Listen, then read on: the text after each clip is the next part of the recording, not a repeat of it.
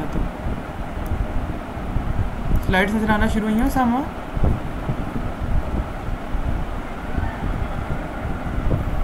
Yes sir. Start कर रहा हूँ मैं, ठीक है? Yes sir. ठीक है, बिस्मिल्लाह, माइक्रोफोन ऑफ कर दो। बिस्मिल्लाहिर्रहमानिर्रहीम। आज जो आप लोग सबसे पहले तो मुबारक हो, आप सारे जो है वो तीसरे सेमेस्टर से चौथे सेमेस्टर में आ गए हैं। बेसिकली आपकी डिग्री प्रोग्राम का हाफ हो गया है।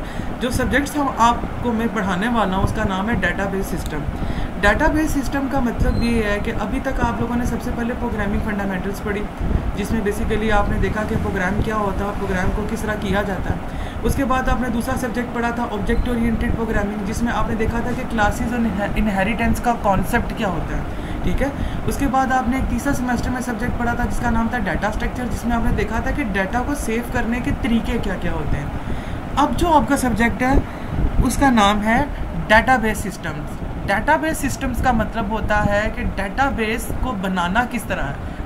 डेटाबेस स्ट्रक्चर में, डाटा स्ट्रक्चर में आपने पढ़ा था कि डाटा को सेव कैसे किया जाता है। डेटाबेस सिस्टम्स में हम देखेंगे कि डाटा सेव कहाँ होता है और किस तरीके से होता है। मैं इस सब्जेक्ट के बारे में आप लोगों को ये बताना चाहूँगा कि आप में से वो बच्चे जिनको डेस्कटॉप एप्लीकेशंस बनाना बहुत पसंद है, जैसे होटल मैनेजमेंट सिस्टम या एग्ज़ाम मैनेजमेंट सिस्टम या इस तरह के जो मैनेजमेंट के सॉफ्टवेयर होते हैं वो डेटाबेस सिस्टम्स के थ्रू बनाए जाते हैं, ठीक है?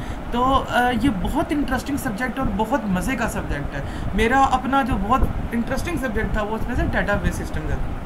आगे मूव करते हैं, हम बात करते हैं कि हम लोगों ने इस कोर्स में हम लोगों ने क्या क्या हम लोग देखेंगे। हम लोग ये देखेंगे कि डेटाबेस सिस्टम्स क्या होते हैं और उसके कॉन्सेप्ट को पढ़ेंगे, ठीक है? उसके बाद हम लोग देखेंगे, मेरे माउस की तरफ भी ध्यान रखिएगा, जिधर मेरा माउस है मतलब मैं उस पॉइंट के ऊपर बात कर रहा हूँ। उसके बाद है कि दूसरा हम ये देखेंगे कि डेटाबेस सिस्टम के एडवांस फीचर्स क्या होते हैं, ठीक है? उसके बाद हम लोग बात करेंगे कि डेटाबेस मॉडल्स क्या होते हैं, यानी डेटाबेस को बनाने के लिए हमारे पास कौन कौन से मॉडल्स होते हैं। Last but not the least हम बात करेंगे कि किसी कैपेसिटी को बिल्ड या एफिशिएंट डेटाबेस, हमने डेटाबेस बना तो दिया, उसको एफिशिएंट किस तरह करना है कि उसमें कम से कम स्पीड और ज़्यादा से ज़्यादा काम हो सके। हमारे कोर्स के ऑब्जेक्टिव्स क्या क्या होंगे। हम सबसे पहले पढ़ेंगे कि डेटाबेस डिज़ाइन कैसे होता है। उसके बाद हम लोग डेटाबेस को इम्प्लीमेंट करने के टूल्स देखेंगे क्या क्या है।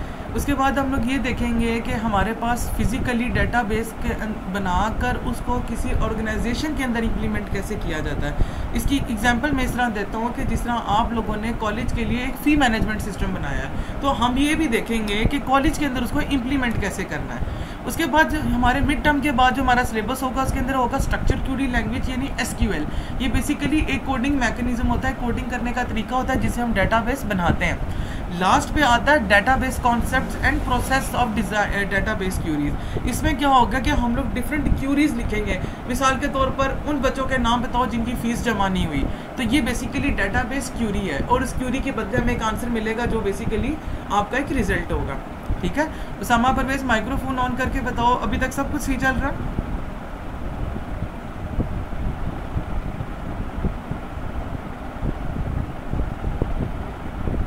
यस सर, ज़बरदस्त। ओके ओके, माइक्रोफोन ऑफ कर दो। अच्छा जी, कोर्स का शेड्यूल हमारे पास क्या होगा। सबसे पहले हम लोग मिड टर्म के लिए क्या क्या पढ़ेंगे कि डेटाबेस का कॉन्सेप्ट क्या है, डेटाबेस के आर्किटेक्चर्स क्या होते हैं, कौन कौन से फंक्शन और कंपोनेंट्स इस्तेमाल होते हैं डेटाबेस के अंदर। उसके बाद हम लोग पढ़ेंगे डेटाबेस डिज़ाइन लाइफ साइकिल, यानी डेटाबेस बनाने के लिए कौन कौन से स्टेप्स इस्तेमाल होते हैं हमारे पास। उसके बाद हम ये पढ़ेंगे कि हमारे पास कौन कौन से तरीके हैं जिस तरीके से हम लोग ये फाइंड कर सकते हैं कि डेटाबेस बनाना क्या क्या है, उसके अंदर क्या क्या चीज़ें डालनी है। इसके अंदर एक एंटिटी रिलेशन डायग्राम आएगी। प्लीज़ ये अकील को कोई बंदा व्हाट्सएप पे मैसेज करके बताए कि इस लिंक पे क्लिक करके वो आ जाए, ठीक है? अच्छा, उसके बाद एंटिटी रिलेशन डायग्राम के बाद हम लोग जो है रिलेशनल मॉडल्स की तरफ देखेंगे। ये बेसिकली लास्ट जो दो लिखे हुए ना, एंटिटी रिलेशन डायग्राम और रिलेशनल मॉडल, ये बेसिकली डेटाबेस के मॉडल्स हैं, लेकिन जब वो आएंगे तो हम लोग इसको पढ़ेंगे। उसके बाद टर्मिनल के लिए हमारे पास स्ट्रक्चर क्वेरी लैंग्वेज होगा, नॉर्मलाइजेशन होगा, डेटाबेस की सिक्योरिटी कैसे होती है, ट्रांजैक्शन प्रोसेसिंग और कोकरेंसी कंट्रोल। ये थोड़े से मुश्किल हैं लेकिन हम इनको भी टच करेंगे। मैं दोबारा रिपीट कर रहा हूँ, इस सेमेस्टर के अंदर मैं सिर्फ आप लोगों को वही टॉपिक्स और वही मॉड्यूल्स पढ़ाऊँगा जो मस्ट यूनिवर्सिटी के अंदर मैडम सबीन ज़े पढ़ा रही हैं, ठीक है? ऑल दो ये कोर्स बहुत लंबा है, अगर मैं जनरली बात करूँ तो बुक के अंदर आपके 68 चैप्टर्स बनते हैं, लेकिन मैं इस पर वही पढ़ाऊँगा जो मस्ट में पढ़ा रहे हैं, ताकि हम लोग उनके साथ अलाइंड रहें। इसके साथ साथ ये जो आपका कोर्स है वो बॉस्टन यूनिवर्सिटी के अंदर भी सेम यही चीज़ पढ़ाई जा रही है। प्याजा के ऊपर मैं उनके प्रोफेसर के साथ लिंक्ड अप तो 3 यूनिवर्सिटीज़ या 3 इदारे जो हैं वो साथ साथ चल रहे हैं। अच्छा जी, आज के लेक्चर में हम बात करेंगे कि डेटाबेस क्या होता है, ठीक है। उसके बाद हम देखेंगे कि डिफरेंस क्या होता है डेटाबेस, डाटा में और इंफॉर्मेशन में, ठीक है। Last but not the list हम देखेंगे कि डेटाबेस की टाइप्स क्या क्या है, ठीक है। सामा परवेज माइक्रोफोन ऑन करके बताओ, सब कुछ ठीक है? सर बहुत ज़बरदस्त। ओके ओके ओके, एक मिनट, मुझे लगता है किसी स्टूडेंट ने रिक्वेस्ट भेजी है क्लास में ऐड होने के लिए, मैं उसको पहले ऐड कर लूँ। मुबीन यासीन ऐड होना चाह रहे हैं, ठीक है। मुबीन यासीन आप ऐड हो गए हैं, प्लीज़ आप जो हैं वो अपना माइक्रोफोन ऑफ रखिएगा, हम बाद में बात करते हैं आराम से, ठीक है। चलें जी। अच्छा जी, लेक्चर किस तरह डिज़ाइन किया गया आपके आज का कि सबसे पहले आप डेटाबेस के बारे में पढ़ेंगे, फिर आप डेटाबेस और डाटा और इन्फॉर्मेशन के बारे में पढ़ेंगे क्या डिफरेंस होता है, और तीसरा हम देखेंगे कि डिफरेंट डेटाबेस की टाइप्स क्या होती हैं, ठीक है। सबसे पहले हम देखते हैं कि डेटाबेस होता क्या है। अच्छा जी, हमारे पास एक अलमारी है सपोज करें, ठीक है, और उस अलमारी के अंदर ऑब्वियस सी बात है कि बेशुमार किताबें पड़ी हैं। ये जो लफ्ज़ है ना, ये 2 चीज़ों पे जो है ना डिपेंड करता है, ठीक है। पहला लफ्ज़ है डाटा और दूसरा लफ्ज़ है बेस। आप सबको पता है डाटा किसको कहते हैं, वो कोई भी चीज़ हो सकती है, किसी स्टूडेंट के नाम हो सकते हैं। बेस का मतलब होता है बुनियाद। इसका मतलब ये है कि एक अलमारी के अंदर किसी डाटा को रखना, किसी चीज़ को रखना, उसको डाटाबेस कहते हैं। अब इसकी हम डेफिनेशन देखते हैं। लिखा हुआ है a shared collection of logically related data and the description of this data design to meet the information need of organisation. इसका मतलब ये है कि डाटा वो डाटा, कलेक्शन ऑफ डाटा यानी मतलब मजमूआ हो किसी डाटा का जो एक दूसरे के साथ जिसका कोई ना कोई लेना देना हो। मिसाल के तौर पर अगर एक डाटाबेस बना रहा हूँ जिसके अंदर आपके नाम है और साथ आपके बैंक अकाउंट्स हैं, तो कॉलेज का आपके बैंक अकाउंट्स के साथ कोई लेना देना नहीं है, वो लॉजिकली रिलेटेड डाटा नहीं हो सकता। लॉजिकली रिलेटेड क्या है, आपका नाम और आपके रोल नंबर्स इस कॉलेज के लिए, किंग्स कॉलेज के लिए, ठीक है। अच्छा जी, डिस्क्रिप्शंस ऑफ डाटा का मतलब ये होता है कि डाटा की डिस्क्रिप्शन क्या है, आपका नाम किस लिए इस्तेमाल कर रहे हैं हम लोग, आपका टेलीफोन नंबर हम क्यों इस्तेमाल कर रहे हैं, सारा कुछ, ठीक है। किसी भी ऑर्गेनाइजेशन की नीड के लिए सिंपल चीज़ है, जिस तरह किंग्स कॉलेज के लिए आपका लॉजिकली रिलेटेड डाटा होगा, आपका नाम, आपका रोल नंबर, आपके सेमेस्टर से रेलिवेंट जितनी इन्फॉर्मेशन है वो डिस्क्रिप्शन में जाएगी। तो हम इसको shared collection of logically related data and description of this data design to meet the information need of organisation, यानी एक ऑर्गेनाइजेशन की ज़रूरत है कि वो किसी इन्फॉर्मेशन चाहिए उसको जो बेसिकली लॉजिकली रिलेटेड डाटा हो, ठीक है। अच्छा, हम इसमें एग्जांपल देखते हैं क्या क्या। जब एग्जांपल देखेंगे तो आपको डेफिनेशन की ज़्यादा अच्छी समझ आ जाएगी। लिखा हुआ है a public library stores book, we could also say that library is a database of book, ठीक है। कि आपने एक लाइब्रेरी है मिसाल के तौर पर, जैसा हमारे कॉलेज की लाइब्रेरी है, तो हम कह सकते हैं कि लाइब्रेरी जो है वो डाटाबेस है किस चीज़ का, बुक्स का। बुक्स बेसिकली क्या है, लाइब्रेरी के अंदर पड़ी हुई हैं, जो भी मैंने एग्जांपल दिया आपको अलमारी की, ठीक है।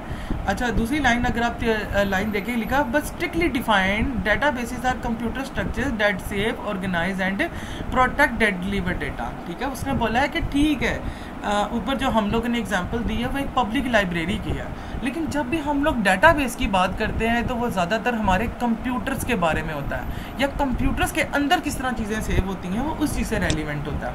तो हम ये कह सकते हैं कि जो डाटाबेसेस होते हैं वो हम ये कह सकते हैं जो हमारे कंप्यूटर्स होते हैं उसके अंदर डाटा को कैसे सेव करना है, उसको कैसे ऑर्गेनाइज करना है, उसको प्रोटेक्ट कैसे करना है और डाटा को डिलीवर कैसे करना है, ये हमारा डाटाबेस है, ठीक है। लिखा हुआ database can store very large amount of record efficiently. मैं इसकी एग्जांपल इस तरह दूंगा कि जिस तरह आप सब बच्चों के जीमेल अकाउंट्स बने हुए हैं, ठीक है, इस तरह पूरी दुनिया के जीमेल अकाउंट्स हैं। तो जो गूगल का डाटाबेस है वो बेसिकली पूरी दुनिया के लोगों के जीमेल अकाउंट्स को हैंडल करता है, तो ये बड़ा लार्ज डाटाबेस है, ठीक है। तो अभी हम लोग ने डाटाबेस के बारे में 2 चीज़ें पढ़ी। नंबर 1, एक लॉजिकली रिलेटेड डाटा जो किसी भी ऑर्गेनाइजेशन के लिए या किसी भी कंपनी के लिए वो अपने मकसद के लिए इस्तेमाल करती है। इसकी एग्जांपल क्या है, पब्लिक लाइब्रेरी, जिसके अंदर क्या होता है, हम लोग एक लाइब्रेरी है, जो लाइब्रेरी के अंदर जो पढ़ी हुई बुक्स हैं वो बेसिकली लाइब्रेरी उसका डाटाबेस है। उसके बाद हम लोगों ने तीसरी चीज़ देखी कि हाँ ठीक है, हम लोग नॉर्मल लाइफ के लिए भी डाटाबेस का लफ्ज़ इस्तेमाल करते हैं, लेकिन अगर हम लोगों ने सही लव मायनों में इसको इस्तेमाल करना है तो वो तब होता है जब हम इसकी कंप्यूटर के अंदर इम्प्लीमेंटेशन करते हैं, ठीक है। और डाटाबेस जो होता है वो हमेशा बड़े लार्ज रिकॉर्ड्स को हैंडल करने के लिए इस्तेमाल होता है। नादरा का डेटाबेस देख लें, पूरे पाकिस्तान के लोगों का डेटा हैंडल करती है, इसलिए अगर आपने नादरा का आज जाके सारे एब्रीवेशन चेक करना और कल मुझे जब नेक्स्ट क्लास होगी तो बताना उसके अंदर डाटाबेस का लफ्ज़ यूज़ होता है। उसामा परवेज़ माइक्रोफोन ऑन करके बताएं, सब कुछ ठीक है? ठीक है, अच्छा माइक्रोफोन ऑफ कर दो। हमने पार्ट 1 कंप्लीट कर दिया जिसमें हमने देखा डाटाबेस क्या है। डाटाबेस की सिंपल एग्जांपल मैं आप लोगों को दूंगा कि जिस तरीके से आप किसी चीज़ कंप्यूटर के अंदर किसी चीज़ को सेव करते हो वो हमारा डाटाबेस होता है, लेकिन एक ऑर्गेनाइज तरीके से, ठीक है। अच्छा जी, अब हम देखते हैं कि इंफॉर्मेशन और डाटा में क्या फ़र्क होता है, ठीक है। मैं आपको सिंपल लफ्ज़ों में बताता हूँ यहाँ पे, रादर देन आप इस रिकॉर्ड को या इन चीज़ों को देखें। देखिए डाटा क्या चीज़ होती है। डाटा ये चीज़ है कि नादरा का मिसाल के तौर पर पास एक रिकॉर्ड है, हमारे पास डाटा पड़ा हुआ है जिसके अंदर पूरे पाकिस्तान के सब लोगों का रिकॉर्ड मौजूद है। यही बात है, सब लोगों को पता है कि नादरा बेसिकली वो शनाख्ती कार्ड की जो कंपनी होती है वो ये है, ठीक है। वो हमारा डाटा हो गया। इन्फॉर्मेशन क्या है? जब हम कोई मीनिंगफुल चीज़ डाटा से निकालें, मिसाल के तौर पर नादरा के जो डाटा था वो हमारा डाटा हुआ, तो इन्फॉर्मेशन उसके ऊपर क्या होगी कि मिसाल के तौर पर मैं ये बोल दूं कि मुझे पाकिस्तान के उन सब लोगों का डाटा चाहिए जिनकी उम्र 23 साल है, ठीक है। तो हम लोगों ने क्या किया, हम लोगों ने कुछ मीनिंग एक्सट्रैक्ट किया डाटा से, जिसको हम लोग इन्फॉर्मेशन कहते हैं। अब हम ज़रा डेफिनेशंस की तरफ आ जाते हैं। लिखा हुआ डाटा इज़ रॉ का मतलब होता है आम, और unorganised facts that needed to be process. Data can be something very simple and very randomly, मतलब कि वो बहुत सिंपल होता है। जिस तरह मैंने आपको एग्जांपल दी कि नादरा का डाटा है, ठीक है, उसने एग्जांपल लिखी हुई है कि एग्जांपल क्या है कि each student test score is one piece of data, कि हर स्टूडेंट का जो टेस्ट का स्कोर है या टेस्ट का रिजल्ट है वो बेसिकली एक पीस है डाटा का। इन्फॉर्मेशन देखते हैं क्या है। When data is processed, organized, structured और presented in the given context so that it make do as a useful, it is called information, ठीक है। कि इन्फॉर्मेशन क्या हुई कि जब आपने किसी डाटा को प्रोसेस किया, अभी डाटा को क्या प्रोसेस किया कि हमें नादरा का डाटा से वो डाटा निकाल कर दो जिनकी उम्र 23 साल है, तो बेसिकली हमने क्या किया, हमने एक मीनिंगफुल इन्फॉर्मेशन निकाली है, तो हम उसको क्या कहते हैं, इन्फॉर्मेशन बोलते हैं। एग्जाम्पल क्या है, average score of a class और of entire school is the information derived from the given data. Data क्या था कि आपने टेस्ट स्कोर देखे पूरी क्लास के और उसमें से इंफॉर्मेशन क्या निकाली कि एवरेज क्या चल रही है। या मैं ये अगर मैं इंफॉर्मेशन लेना चाहूँ तो मैं ये भी ले सकता हूँ कि मिसाल के तौर पर आपकी क्लास में हाईएस्ट मार्क्स किसके हैं, तो वो इन्फॉर्मेशन है। क्लास के बच्चों के मार्क्स डाटा है, इन्फॉर्मेशन क्या है कि आपकी क्लास के में से हाईएस्ट मार्क्स किसके हैं। तो इन्फॉर्मेशन हम मैंने किससे निकाली, डाटा से निकाली, ठीक है। प्लीज़ ये जो व्हाट्सएप ग्रुप पे कोई मैसेज कर रहे हैं तो उनको बोलें कि लिंक पे सिंपल क्लिक करके आ जाएं, ठीक है। मैं आगे मूव करता हूँ। अच्छा जी, अब हम देखते हैं कि डाटाबेस की टाइप्स क्या क्या होती हैं। डॉक्यूमेंट ओरिएंटेड है, एम्बेडेड डाटाबेसेस होते हैं, ग्राफ डाटाबेसेस हैं, हाइपर टेक्स्ट हैं, ऑपरेशनल हैं, डिस्ट्रीब्यूटेड हैं, फ्लैट फाइल हैं, और बहुत ईजी है, नाम से ही ना आप इसको समझ सकते हैं। हम डॉक्यूमेंट ओरिएंटेड देखते हैं। डॉक्यूमेंट ओरिएंटेड डाटाबेसेस क्या होते हैं। A document oriented database is a computer program designed for storing, retrieving and managing the document और सेमी स्ट्रक्चर्ड डाटा इन्फॉर्मेशन, ठीक है। अच्छा जी, ज़रा अभी अब इस डायग्राम की तरफ फोकस करें, आपको ज़्यादा अच्छे से समझ लगेगी, ठीक है। ये देखें, ये एक लिखा हुआ एक इंसान का डाटाबेस है और ये एड्रेस है उसका, ठीक है। तो ये क्या हुआ है कि इंसान का जो एड्रेस है बेसिकली वो एड्रेस के डाटाबेस के साथ जुड़ा हुआ है। इसी तरह इंसान का जो दूसरा एड्रेस है जिससे हमारा परमानेंट एड्रेस होता है या सोर्स एड्रेसेस होते हैं वो अलग अलग होते हैं। तो मैं सिंपल ज़बान में बताना चाहूँ तो ये इस तरीके से है कि कॉलेज के एक फ़ोल्डर के अंदर आप लोगों के नाम पड़े हुए हैं और दूसरे फ़ोल्डर के अंदर मुझे आपके रोल नंबर पड़े हुए हैं। तो बेसिकली आपका नाम जो है वो आपके रोल नंबर के साथ लिंक है। तो बेसिकली जब इस तरह के डॉक्यूमेंट जो होते हैं जो आपस में इंटरलिंक्ड होते हैं तो हम लोग उसको डॉक्यूमेंट ओरिएंटेड डाटाबेस बोलते हैं, ठीक है। उसामा या राबिया कमर प्लीज़ ज़रा अपना माइक्रोफोन ऑन करें और मुझे बताएं कि आपको समझ आ रही है।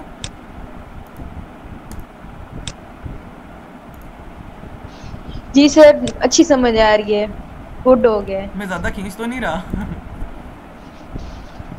नहीं नहीं सर, ठीक है, जबरदस्त चल रहा है। ठीक है। हाफिज़ अकील अभी उन्होंने ज्वाइन किया है, तो हाफिज़ आपसे मैं एंड पे ना माइक्रोफोन पे पूछूंगा, फिलहाल अपना माइक्रोफोन ऑफ कर दें, ठीक है, ताकि आपका नॉइस ना आए। दूसरा डेटाबेस की टाइप है इम्बेडेड डेटाबेस, ठीक है। इम्बेडेड डेटाबेस को देखते हैं होता क्या है। अच्छा, इम्बेड किसको कहते हैं? सबसे पहले तो मैं ये बताना चाहूँगा, इम्बेड कहते हैं जब किसी चीज़ के अंदर किसी चीज़ को मिलाया जाता है। Database consist of data developed by individual end user, examples of collection of documents, spreadsheet, presentation, multimedia and other files। अच्छा, मैं इसकी बहुत इजी एग्जांपल देता हूँ।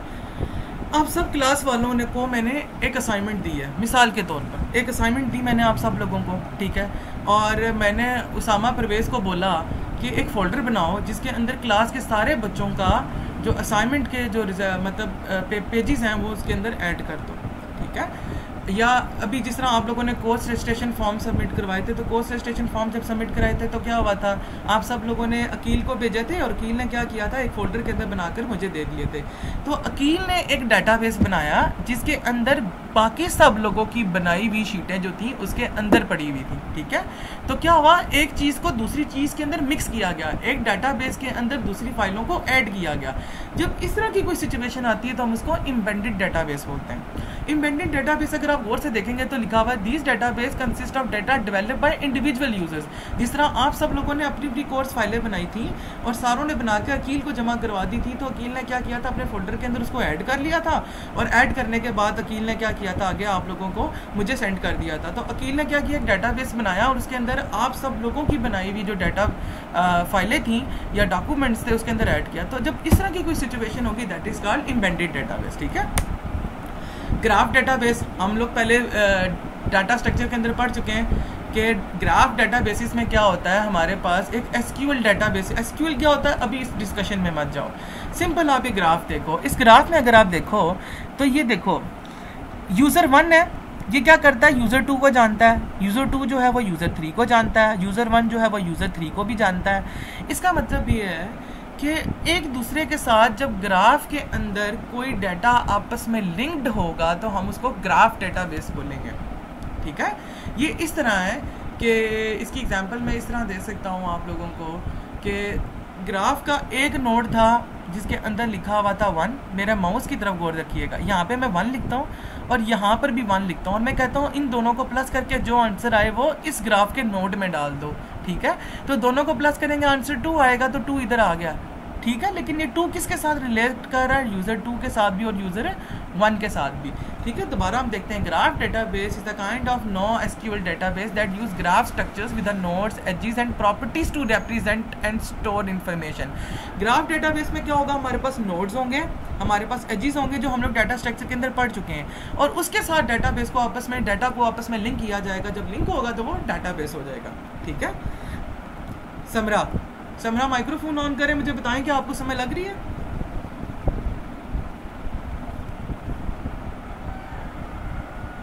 जी सर, लग रही है। गुड, माइक्रोफोन ऑफ करते हैं, ठीक है। उसके बाद हम देखते हैं हाइपर टेक्स्ट डेटाबेसिस क्या होते हैं।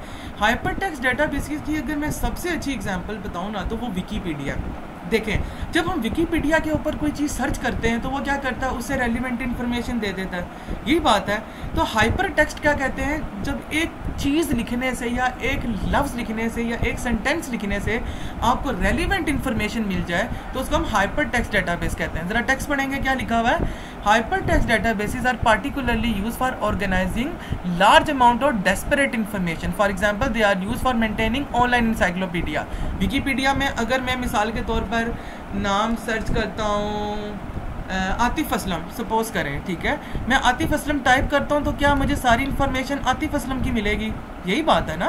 तो यही चीज़ है कि हमने एक टेक्स्ट लिखा, हाइपर टेक्स्ट लिखा, और डाटाबेस में क्या हुआ, वो जाके सर्च हुआ कि आतिफ असलम का डाटा कहाँ पड़ा है और उसने जाके वो वहाँ पर शो कर दिया। इसकी एग्जांपल मैं भी आपको एंड पे दिखाऊंगा हाइपर टेक्स्ट की। ऑपरेशनल डेटाबेसिस, ऑपरेशनल डेटाबेसिस का मतलब भी होता है कि एक ऑर्गेनाइजेशन के अंदर हर बंदे का जो रोल अलग अलग होता है, उनके आपस में लिंकअप। इसकी एग्जांपल मैं बड़ी अच्छी से देता हूँ आप लोगों को। हम बैंक जाते हैं, उसामा परवेज़ सर अपना माइक्रोफोन ऑन करो। ठीक है उसामा, हम बैंक में जाते हैं तो हमारे पास कौन कौन से रोल्स होते हैं ऑपरेशंस में? हमारे पास एक ऑपरेशनल मैनेजर होता है, यही बात है। एक हमारे पास कैशियर होता है, यही बात है। थोड़ा ऊंची आवाज से बोलो, सबको आवाज है? Yes sir. हाँ ठीक है। इसी तरह जब हम लोग जाते हैं बैंक में तो हमारे पास वो एक लड़का भी होता है जो चाय सर्व करता होता है, यही बात है। Yes sir. और इसी तरह हमारे पास एक ब्रांच मैनेजर भी होता है। ऑब्वियसली बात है, ये सब वो लोग हैं जो एक दूसरे के साथ लिंक हैं। जब आप कैशियर को कोई पैसे जमा करवाते हो तो कैशियर कहता है कि स्लिप लेके ब्रांच ऑपरेशनल मैनेजर के पास जाओ और वो उसके ऊपर साइन करता है, यही बात है। इस तरह के डेटाबेसेस होते हैं। इसमें क्या होता है कि हर बंदे का एक अलग रोल होता है और वो रोल आपस में लिंक्ड होते हैं। मैं अभी इस एग्जांपल को देखते हैं, माइक्रोफोन अपना ऑफ कर दो सामा। अगर आप इस एग्जांपल को देखेंगे, देखें ये सैलरीज, ये एम्प्लॉय है, ये एम्प्लॉय का टेबल है, एम्प्लॉय का डेटाबेस है। ये किसके साथ लिंक्ड है? सैलरीज के साथ, ठीक है। और दूसरा वो किसके साथ लिंक है? टाइटल के साथ। टाइटल का मतलब वो मिस्टर है या मिसिस है, ठीक है। अच्छा जी, उसके बाद एम्प्लॉय किस के साथ लिंक है? डिपार्टमेंट मैनेजर के साथ, और दूसरा भी डिपार्टमेंट मैनेजर के साथ, और डिपार्टमेंट दोनों मैनेजर किसके साथ लिंक्ड है? डिपार्टमेंट के साथ। ऐसा डेटाबेसेस जहाँ पर हमारे पास डिफरेंट रोल्स हों, हर रोल का एक अपना काम हो और वो किसी दूसरे रोल के साथ मिल रहा हो। मिसाल के तौर पर हमारे कॉलेज के अंदर एक रोल मेरा होगा एज अ टीचर, एक रोल आपका होगा एज अ स्टूडेंट, और एक होगा फरहान भाई का जो क्लर्क है, ठीक है। आप लोग जो है फरहान भाई के साथ भी लिंक होंगे, मेरे साथ भी लिंक होंगे, मेरा लिंकेज आपके साथ भी होगा, फरहान के साथ भी होगा। तो आप लोग बेसिकली एक डाटाबेस है, मैं एक डाटाबेस हूँ, फरहान भाई एक डाटाबेस के अंदर आते हैं और हम सब आपस में लिंक करके एक मेन डाटाबेस बनाते हैं, ठीक है। ऐसी चीज़ को हम ऑपरेशनल डेटाबेस बोलते हैं। डिस्ट्रीब्यूटेड डेटाबेस, ये सबसे मज़े का डेटाबेस होता है। और नॉर्मली अगर जब आप स्पेशलाइजेशन करेंगे एमएस में तो ज़्यादा डिस्ट्रीब्यूटेड डेटाबेस बोलेंगे।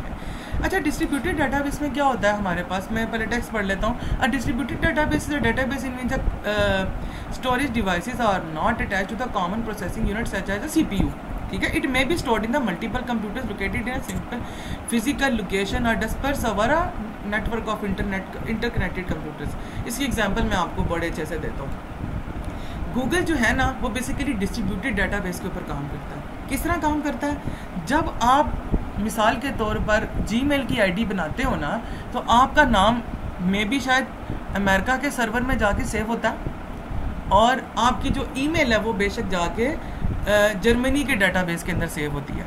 तो जब हम कोई चीज़ टाइप करते हैं तो क्या होता है कि आपका नाम उठाया जाता है अमेरिका के डेटाबेस से, और आपकी जो ईमेल आईडी होती है वो उठाई जाती है आपके जर्मनी के डेटाबेस से, ठीक है। तो ऐसा क्या हुआ कि बीच में एक कम्युनिकेशन नेटवर्क होता है। ये जर्मनी का नेटवर्क है, ये अमेरिका का नेटवर्क है, ये ब्राज़ील का, ये बेशुमार है, और ये आपस में क्या हुए हैं? ये लिंक हुए हैं, ठीक है। तो ये जो बड़ी फर्म्स होती हैं जैसे माइक्रोसॉफ्ट हो गया या गूगल कंपनी होगी, देखिए अगर हम सेंट्रलाइज यानी हम लोग एक ही जगह सारी चीज़ें स्टोर करते हैं तो अल्लाह ना करे अगर वहाँ पे कोई इशू आ जाता है तो गूगल डाउन हो जाएगा। आपने कभी देखा है कि गूगल डाउन हुआ हो? बहुत कम होता है कि गूगल डाउन हुआ हो। क्यों? क्योंकि गूगल डिस्ट्रीब्यूटेड डेटाबेस है। उसका कुछ हिस्सा, मिसाल के तौर पे पाकिस्तान के लोगों का डेटा अमेरिका में पड़ा हुआ है, अमेरिका का डेटा जो है वो बेसिकली चाइना में पड़ा हुआ है, ठीक है। तो इस सूरत में क्या फ़ायदा होता है कि अगर आप सारी चीज़ें अलग अलग जगह स्टोर करेंगी तो लॉस होने का डर भी कम होता है। इन सिंपल चीज़ क्या है? Distributed database. लफ्ज़ डिस्ट्रीब्यूटेड का मतलब होता है तकसीम कर देना। तो इसमें डिस्ट्रीब्यूशन क्या हुई कि डाटा क्या हो रहा है? डिस्ट्रीब्यूट हो रहा है। मेरा नाम कहीं और पड़ा है, मेरा रोल नंबर कहीं और है, मेरे मार्क्स कहीं और पड़े हैं। तो जब मैं लिखूंगा कि मुझे ज़िशान अस्कर की डिटेल चाहिए तो वो क्या करेगा? हर मुल्क के सर्वर से जो डाटा मेरे से रेलिवेंट है वो उठा के मुझे शो करवा देगा। That is called distributed database. Last पे है हमारा फ्लैट फाइल डेटाबेस। ये बहुत छोटे रिकॉर्ड्स के लिए इस्तेमाल होता है। जिस तरह आपकी क्लास है, उसकी क्लास की तादाद कितनी है? आप लोग 17 लोग हो, ठीक है। तो इसके लिए हम लोग फ्लैट फाइल डेटाबेस यूज़ करेंगे। लिखा हुआ है flat file style of database are ideal for the small amounts of data that needs to be human readable और एडिटेड बाय हैंड। इसका मतलब ये है कि एक ऐसा डेटाबेस जो आप बेसिकली इंसान के लिए रीडेबल हो सके और आप उसको बाय हैंडली एडिट कर सकें। मिसाल के तौर पर आप लोगों का डेटाबेस था जिसके अंदर आप सारों के मार्क्स पढ़े थे, मैंने जाके समरा के नंबर चेंज करने थे, मैं क्या करूँगा? जाके सिंगल क्लिक करूँगा और चेंज कर लूँगा। अगर मिसाल के तौर पर आप ही क्लास के अंदर 10,000 बच्चे हैं, मिसाल के तौर पर, या हम लोग ये कहते हैं कि मुझे पूरे पाकिस्तान के अंदर ज़िशान अस्कर का जो नाम का बंदा है इसकी एज जाके चेंज करनी है, तो उसके लिए फ्लैट फाइल डाटाबेस नहीं होता। फ्लैट फाइल हमेशा होता है छोटे डाटाबेसेस के लिए। जब डाटाबेस छोटा होता है तो ऑब्वियसली बात है हम उसको हैंडल बड़े आराम से कर सकते हैं, लेकिन इसका नुकसान ये होता है कि ये एक ही जगह सेव होता है, और दूसरी चीज़ ये है कि छोटे लोगों के लिए, छोटे डाटा के लिए इस्तेमाल होता है। ठीक है, अच्छा जी, आज का जो लेक्चर मैंने आप लोगों को दिया ये बेसिकली 2 बुक्स है। ये 2 बुक्स जो हैं, और आपको जो लेक्चर नंबर 1 है इंशाल्लाह एक्सपेक्टेडली 2 से 3 16 तारीख को आपके CMS ओपन हो जाएंगे, इंशाल्लाह आपको वहाँ पर मिल जाएगा। आज के लेक्चर के लिए बस यही था, और 1 मिनट ठहरिएगा, भी कोई बच्चा लीव नहीं करके जाएगा प्लीज़, 1 मिनट ठहरिएगा।